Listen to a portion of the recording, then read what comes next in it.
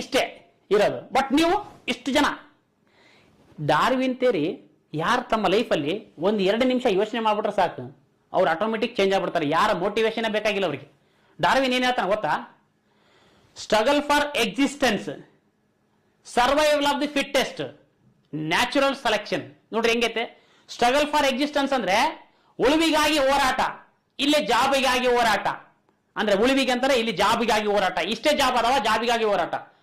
ಅಲ್ಲೇನಪ್ಪ ಅಂದ್ರೆ struggle for existence, ಆಮೇಲೆ ನಿಮಗೆ ಸರ್ವೈವಲ್ ಆಫ್ ದಿ ಫಿಟ್ಟೆಸ್ಟ್ ಅಂದ್ರೆ ಬಲವುಳ್ಳವನೇ ಬಲಶಾಲಿ. ನೆಕ್ಸ್ಟ್ ಅದು ಸ್ಟ್ರಗಲ್ ಫಾರ್ ಎಕ್ಸಿಸ್ಟೆನ್ಸ್ ಮಾಡ್ಬೇಕಾದಾಗ ಯಾರು ಬಲ ಇರ್ತದಲ್ಲ ಅವನೇ ಬಲಶಾಲಿ, ಅಂದ್ರೆ ಅವನೇ ಜಯಶಾಲಿ ಆಗ್ತಾನೆ.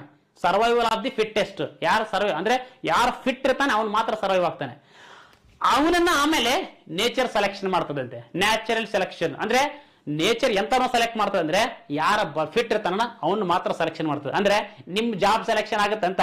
ಇಲ್ಲಿ ನೇಚರ್ ಯಾರು ರಿಕ್ರೂಟ್ಮೆಂಟ್ ಗೌರ್ಮೆಂಟ್ ಅಂತ ಅರ್ಥ. ನೇಚರ್ ಗೌರ್ಮೆಂಟ್ ಯಾರನ್ನ ಸೆಲೆಕ್ಟ್ ಮಾಡ್ತದೆ? ಫಿಟ್ ಇರ್ತಕ್ಕಂಥವ್ರನ್ನ. ಫಿಟ್ ಯಾವಾಗ ಗೊತ್ತಾಗುತ್ತೆ? Struggle for existence. ಈಗ ನೀವು ಓದಾಕತ್ತಿರಲ್ಲ ನೋಡ್ರಿ, ಅವ್ರ ಕ್ಲಾಸ್ ಇವ್ರ ಕ್ಲಾಸ್ ನಿದ್ದೆ ಬರ್ತಾ ಇರ್ತದೆ, ಸಾಕಷ್ಟು ಕಷ್ಟ ನೋವುಗಳಿರ್ತವೆ, ಏನೋ ಇರ್ತವೆ, ಅದನ್ನೆಲ್ಲ ತ್ಯಜಿಸ್ ಕೂಡ ಕೇಳಕತ್ತಿರಲ್ಲ. ಇದು ಸ್ಟ್ರಗಲ್ ಫಾರ್ ಎಕ್ಸಿಸ್ಟೆನ್ಸ್. ಇದನ್ನ ಮಾಡಿದ್ರೆ ಮಾತ್ರ ನೀವು 100% ನಿಮ್ಮನ್ನ ನೇಚರ್ ಸೆಲೆಕ್ಷನ್ ಮಾಡ್ತದೆ.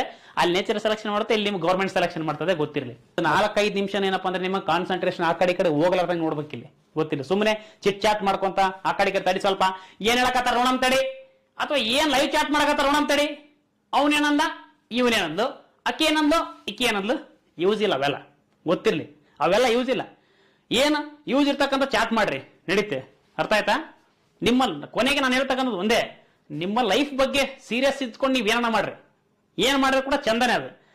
ನಿಮ್ ಲೈಫ್ ಬಗ್ಗೆ ಸೀರಿಯಸ್ ಇಲ್ಲ, ಒಂದು ಜಾಬ್ ತಗೊಳಕ್ ಆಗಲ್ಲ ನಿಮ್ಮ ಯೋಗ್ಯತೆಗೆ ಅಥವಾ ನಿಮ್ಮ ಅರ್ಹತೆ, ನಿಮ್ಮ ಒಂದು ಜಾಬ್ ತಗೊಳಕ್ ಆಗಂತಂದ್ರೆ ಮತ್ ನೀವೇನ್ ಚಾಟ್ ಮಾಡಿ ಏನ್ ಮಾಡ್ತೀರಿ? ಹೌದಲ್ಲ? ಅಂದ್ರೆ ಹಿಂಗ್ ಹೇಳ್ದಾಗ ಸ್ವಲ್ಪ ಏನಾದ್ರೆ ತಡಪ್ಪ ಯಾಕ ಬಹಳ ಭಯಕತ್ತಾರ ಸರ್, ಯಾವಾಗನ ಬೈತಿರ್ತಾರ, ಹಂಗಲ್ಲ. ನಾನು ಹೇಳೋದೇನಪ್ಪ ಅಂತಂದ್ರೆ ನೀವಾಗ್ಲಿ ನಾನಾಗ್ಲಿ, ಬಿಕಾಸ್ ಏನಪ್ಪಾ ಅಂದ್ರೆ ನೀವು ನನ್ನ ಏನಪ್ಪಾ ಅಂದ್ರೆ ಸಹೋದರ ಸ್ಥಾನದಲ್ಲಿ ಇರ್ತಕ್ಕಂತಾರೆ. ಹೌದಲ್ಲಪ್ಪ? ಎಲ್ಲರೇನಪ್ಪ ನಮಗೂ ಏನಪ್ಪ ಸ್ವಲ್ಪ ಜವಾಬ್ದಾರಿ ಇದೆ. ಅರ್ಥ ಆಯ್ತಾ?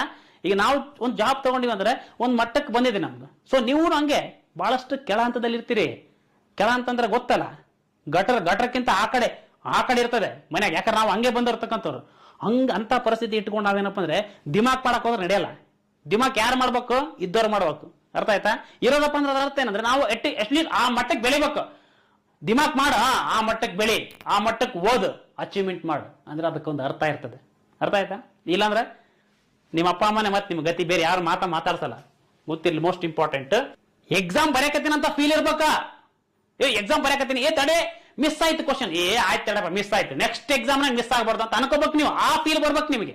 ಎಕ್ಸಾಮ್ ಬರೆಯಕತ್ತೀನಿ ಅಂತಕ್ಕಂಥ ಫೀಲ್ ಬರ್ಬೇಕು.